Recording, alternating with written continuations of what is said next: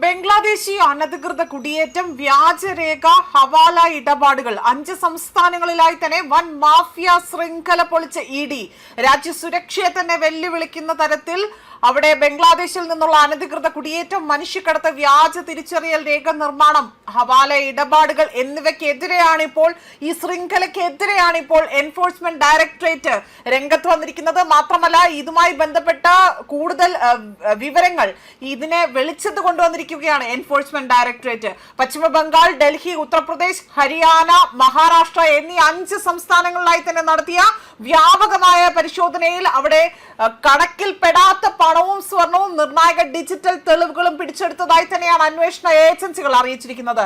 രാജ്യത്തിന്റെ വിവിധ ഭാഗങ്ങളിലായി തന്നെ അതീവ രഹസ്യമായും സംഘടിതമായും പ്രവർത്തിച്ചിരുന്ന വലിയ ശൃംഖലയാണ് എന്നതാണ് ഇപ്പോൾ ഇഡിയുടെ പ്രഥമ വിലയിരുത്തലായി തന്നെ പറയുന്നത്.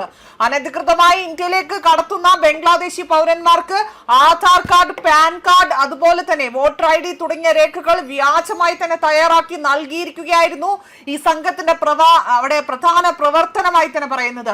മാത്രമല്ല ഈ രേഖയുടെ സഹായത്തോടു കൂടി തന്നെ പലരും ഇന്ത്യൻ പൗരന്മാരായി തന്നെ സ്വന്തമായ രീതിയിൽ അവതരിപ്പിക്കുകയും രാജ്യത്തിന്റെ വിവിധ നഗരങ്ങളിലായി തന്നെ സ്ഥിരതാമസമാക്കുകയും ചെയ്തു എന്നതാണ് ഇവിടെ കണ്ടെത്തിയിരിക്കുന്നത്.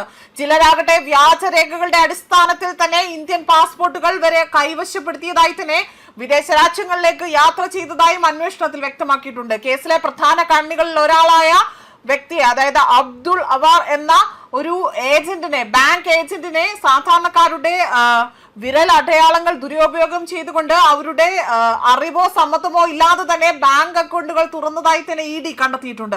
ഈ അക്കൗണ്ടുകളാണ് ഇപ്പോൾ ഹവാല ഇടപാടുകൾക്കും അനധികൃത പണം ഇടപാടുകൾക്കും ഉപയോഗിച്ചത് എന്നതാണ് അന്വേഷണ ഏജൻസിയുടെ സംശയം. പിടിച്ചെടുത്ത ഡിജിറ്റൽ തെളിവുകളുടെ വിശദമായ പരിശോധന ഇവിടെ പുരോഗമിക്കുകയാണ് എന്നും രാജ്യവ്യാപകമായി തന്നെ കൂടുതൽ അറസ്റ്റുകളും റെയ്ഡുകളും ഉണ്ടാകുമെന്നും അറിയിച്ചിരിക്കുകയാണ്.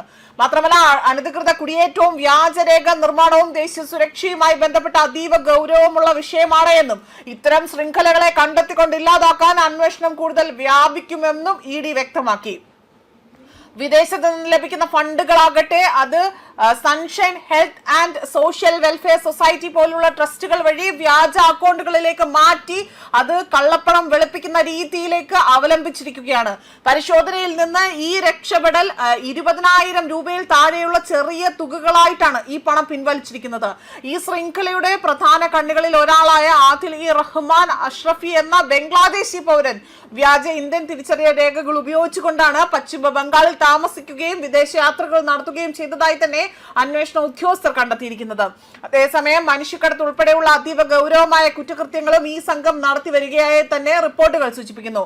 ഒരു ബംഗ്ലാദേശി യുവതിയെ അതിർത്തി കടത്തി വിടുന്നതിന് വേണ്ടി തന്നെ വ്യാജ ആധാർ രേഖകൾ നൽകി ഒരാൾക്ക് വിറ്റതായും റിപ്പോർട്ടുകൾ സൂചിപ്പിക്കുന്നു. പശ്ചിമ ബംഗാളിലെ ഒരു സെമിനാരിയിൽ നിന്നുകൊണ്ട് കണക്കിൽപ്പെടാത്ത 40 ലക്ഷം രൂപയും സ്വർണ്ണ നാണയങ്ങളും റെയ്ഡിൽ പിടിച്ചെടുത്തിട്ടുണ്ട്. നിലവിൽ അറസ്റ്റിലായവരിൽ ഉൾപ്പെടെയുള്ളവരുടെ മൊഴികളുടെ അടിസ്ഥാനത്തിൽ പിടിച്ചെടുത്ത ഡിജിറ്റൽ രേഖകളുടെയും അടിസ്ഥാനത്തിൽ തന്നെ മാഫിയയുടെ കൂടുതൽ അന്തർദേശീയ ബന്ധങ്ങളെ കുറിച്ച് ഇപ്പോൾ ഇന്ത്യ അന്വേഷിച്ച് വരികയാണ്, അല്ലെങ്കിൽ ഇതുമായി ബന്ധപ്പെട്ട അന്വേഷണം തുടരുകയാണ് എന്നതാണ് വ്യക്തമാക്കിയിരിക്കുന്നത്. ന്യൂസ് ഡെസ്ക് കർമ്മ ന്യൂസ്.